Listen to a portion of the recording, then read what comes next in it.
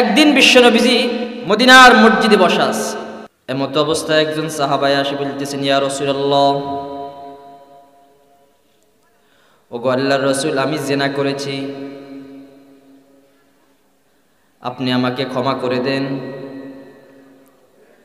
নবীজি বলেন, আমার কোন সাহাবায়ে কেরাম জিনা করতে পারে না।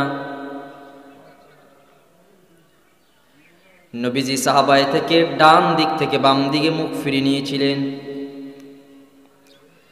কিছুক্ষণ পর আবার সাহাবায়ে কেরাম বলতেছে, দাঁড়িয়ে আছেন লোকটি বলতেছেন, ইয়া রাসূলুল্লাহ, আমি জিনা করেছি। নবীজি দ্বিতীয়বার সাহাবীর থেকে মুখটা ফিরিয়ে অন্যদিকে তাকিয়ে রয়েছেন। কিছুক্ষণ পর আবার লোকটি দাঁড়িয়ে আছেন। সাহাবী বলতেছেন, ইয়া রাসূলুল্লাহ, আমি জিনা করেছি, আপনি আমাকে শাস্তি দেওয়ার মাধ্যমে আপনি আমাকে পবিত্র করে দেন। এবার আল্লাহর নবীজি সাল্লাল্লাহু আলাইহি ওয়াসাল্লাম বলেন, আমার কোন সাহাবী জিনা করতে পারে না। এবার নবীজি বলেন, তুমি জিনা করেছো, সাক্ষী আছে কিনা? নবীজি বলেন, আমার কোনো সাক্ষী নাই। নবীজি এই কথা বলতে না বলতে কিছুক্ষণ পর আরেকজন মহিলা এসে বলতেছেন, ইয়া রাসূলুল্লাহ, আমি জিনা করেছি। নবীজি পূর্বের সাহাবায়ে কেরামের মতন মহিলা সাহাবীর থেকে মুখ ফিরিয়ে অন্যদিকে তাকিয়ে রয়েছেন। এবার মহিলা সাহাবী আবার ডাক দিয়ে বলেন, ইয়া রাসূলুল্লাহ, আমি জিনা করে ফেলেছি, আপনি আমাকে শাস্তির মাধ্যমে আপনি আমাকে দুনিয়াতে শাস্তি দিয়ে দেন। এবার আল্লাহর রাসূল সাল্লাল্লাহু আলাইহি ওয়াসাল্লাম বলেন, আমার কোন সাহাবী জিনা করতে পারে না। এবার মহিলা সাহাবী ডাক দিয়ে বলেন, ইয়া রাসূলুল্লাহ, আমি জিনা করে ফেলেছি, আপনি আমাকে হদের মাধ্যমে শাস্তির মাধ্যমে পবিত্র করে দেন। এবার আল্লাহর নবী বলেন, ও সাহাবী, তুমি জিনা করেছো, কোনো সাক্ষী আছে কিনা? মহিলা ডাক দিয়ে বলেন, ইয়া রাসূলুল্লাহ, আমার জিনাহের ব্যাপারে সাক্ষী আমি নিজেই। এবার মহিলা বলতেছেন, ইয়া রাসূলুল্লাহ, আপনি আমাকে দুনিয়াতে শাস্তি দিয়ে দেন, যাতে করে আমাকে আল্লাহ তাআলা পরকালে কোনো শাস্তি না দেয়। কিছুক্ষণ পর সাহাবী ডাক দিয়ে বলেন, ইয়া রাসূলুল্লাহ, আমি অপরাধ করে ফেলেছি, আপনি আমাকে ক্ষমা করে দেন। ক্ষমার মাধ্যমে আপনি আমাকে শাস্তির মাধ্যমে দুনিয়াতে আপনি আমাকে শাস্তি দিয়ে দেন। এবার মহিলা সাহাবী দাঁড়িয়ে আছেন। নবীজি বলেন, হে সাহাবী, জিনা করেছো কিসের দ্বারা? বলতেছেন, আমি একজন পুরুষের মাধ্যমে জিনা করে ফেলেছি। এবার মহিলা ডাক দিয়ে বলতেছেন, ইয়া রাসূলুল্লাহ, জিনা করার কারণে আমার গর্ভে বাচ্চা এসে গিয়েছে, আপনি আমাকে ক্ষমা করে দেন। এবার আল্লাহর নবীজি বলেন, তুমি আমার গন্তব্য স্থান ত্যাগ করে চলে যাও, বাচ্চা প্রসব হওয়া পর্যন্ত তোমাকে কোনো ক্ষমা করা হবে না। বাচ্চা প্রসব হওয়ার পর তুমি আমার কাছে আবার আসবা। কিছুক্ষণ বলার পরে বিশ্বনবীজির সামনে থেকে যখন মহিলা সাহাবী চলে যায়, 9 মাস পর যখন মহিলা বাচ্চা প্রসব করেছেন, নবজাতক বাচ্চা নিয়ে যখন মহিলা সাহাবী আবার বিশ্বনবীজির দরবারে 9 মাস পর এসেছিলেন, আসি বলতেছেন, ইয়া রাসূলুল্লাহ, আপনার ওয়াদা মতো 9 মাস পূর্বে এসেছিলাম, 9 মাস পর হয়ে গিয়েছে, আমি বাচ্চা প্রসব করেছি। দেখেন, বাচ্চা আমার থেকে আলাদা হয়ে গিয়েছে, আমিও আলাদা হয়ে গিয়েছি। এখন আপনি আমাকে জিনা করার শাস্তি দেন। এবার বিশ্বনবীজি বলেন, বাচ্চা মাত্র প্রসব হয়েছে, 2 বছর পর্যন্ত তাকে দুগ্ধ পান করাও। নবীজির খেয়াল ছিল, যাতে করে কোনোভাবেই যদি মায়ের সন্তানের প্রতি মায়া মহাব্বত লেগে যায়, তাহলে সাহাবী কি বলবে যে আমি জিনা করি নাই, অর্থাৎ তাকে জিনা থেকে রুজু করার উদ্দেশ্য। মহিলা বাচ্চা নিয়ে দাঁড়িয়ে আছেন। বিশ্বনবীজি বলেন, বাচ্চা নিয়ে রওনা হয়ে যাও। 2 বছর পর্যন্ত তুমি তোমার বুকের দুধ পান করাও, কারণ তোমার বুকে এখনো বাচ্চার খাবার বিদ্যমান রয়েছে, বাচ্চা নিয়ে চলে যাও, 2 বছর পর আমার দরবার আসো। এবার মহিলা সাহাবী কাকুতি মিনতি করে বলি, ইয়া রাসূলুল্লাহ 9 মাস পর্যন্ত গর্ভে ধারণ করেছিলাম। ওগো আল্লাহর হাবিব, আপনার কথা মতো ধরে 9 মাস পর্যন্ত গর্ভ ধারণ করেছিলাম, 2 বছর পর্যন্ত দুগ্ধ পান করার মতন আমার সেই সাহস নাই। আমি চাই আপনি আমাকে শাস্তি দিয়ে, শাস্তির মাধ্যমে জেনা থেকে পবিত্র করে দেন। এই নবজাতক বাচ্চাকে বাহিরের খানা খাওয়াচ্ছি, বাহিরের খানা খাবে, আপনি আমাকে পবিত্র ঘোষণা করেন, পবিত্র ঘোষণা করে দেন। বিশ্বনবীর লক্ষ্য ছিল, যদি কোনোভাবে মহিলা বলে আমার জেনা হয় নাই, নবীজির উদ্দেশ্য ছিল যদি কোনোভাবে মহিলা বলে আমি জেনা করি নাই, আমার জেনা করি নাই, এই কথা থেকে ফেরত আসা, রুজু করা পর্যন্ত বিশ্বনবীজি অপেক্ষামান ছিল।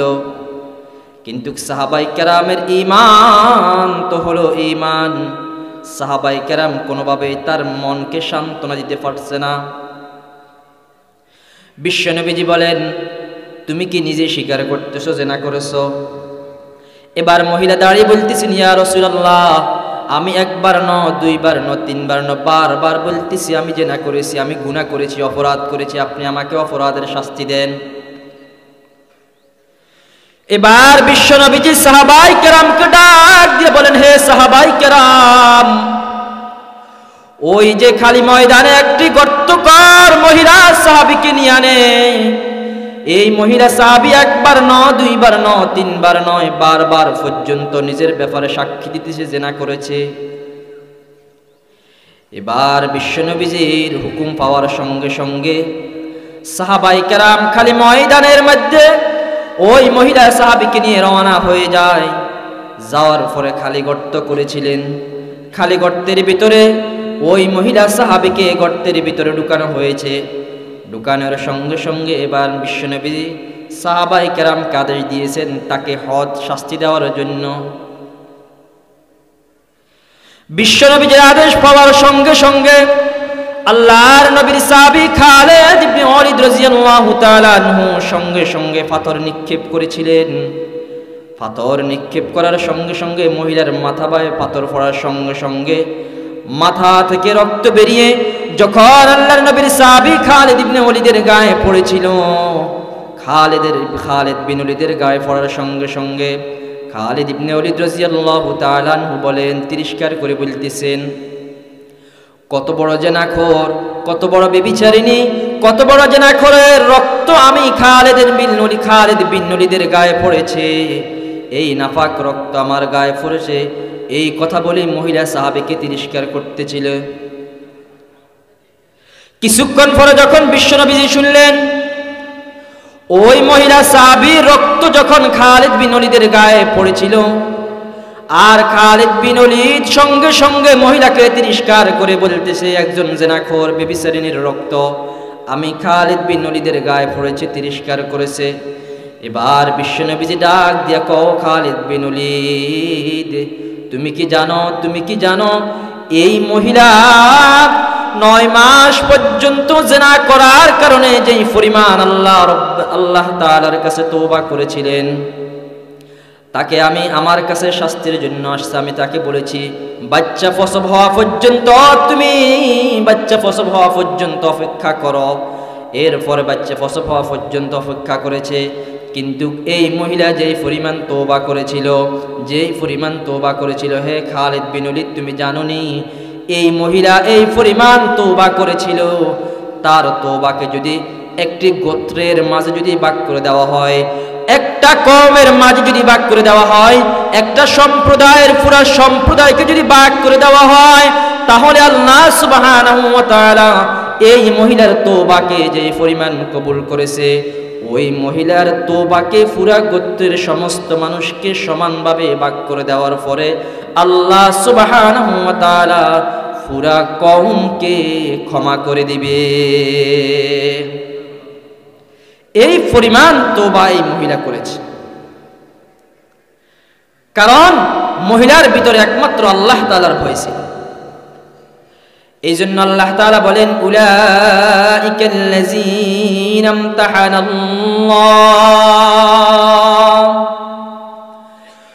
উলাইকাল্লাযীনা ইমতাহানাল্লাহু কুলুবাহুম লিত্তাকওয়া লাহুম মাগফিরাতুন ওয়া আজরুন আযীম إن الذين ينادونك من وراء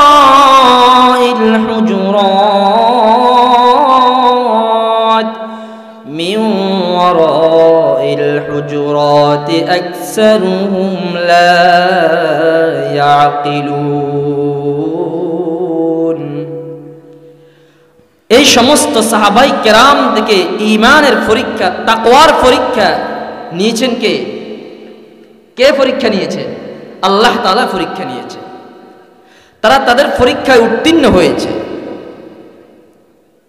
কারণ সাহাবায়ে কেরামের পরীক্ষা এই পরিমাণ ছিল যে যত কঠিন থেকে কঠিন পরীক্ষা হোক তারা তাদের পরীক্ষায় উত্তীর্ণ হয়েছে। এজন্য আল্লাহ তাআলা বলেন ওয়াইজা কিলা লাহুম আমিনু কামা আমানান নাস ক্বালু আনুমিনু কামা আমানাস সুফাহা আলা ইন্নাহুম হুমুস সুফাহা ওয়ালাকিন লা ইয়ালামুন।